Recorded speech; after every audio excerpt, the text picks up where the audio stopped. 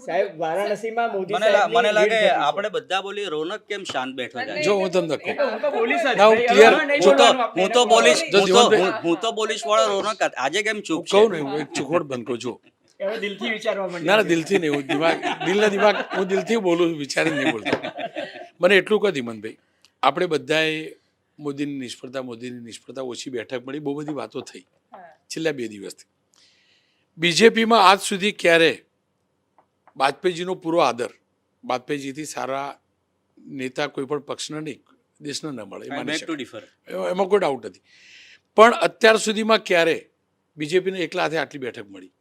ભલે બહુમતી પ્રમાણ નથી મળી. મળી તો 14 અને 19 માં મળી જ ને નરેન્દ્રભાઈ જ અપાઈ ને? માત્ર નરેન્દ્રભાઈ- ને માત્ર મોદી અપાવી બરાબર. તો પછી નરેન્દ્રભાઈને ફેલ કેવી રીતે ગણવા? મને સમજાવો. આ વખતે ના સરકાર લાગે. હું એ જ કહું, ચોક્કસ સરકાર ચોક્કસ ના, ફેલ આ હું તમને વખતે કહું, 272 હું કહું, આવી ના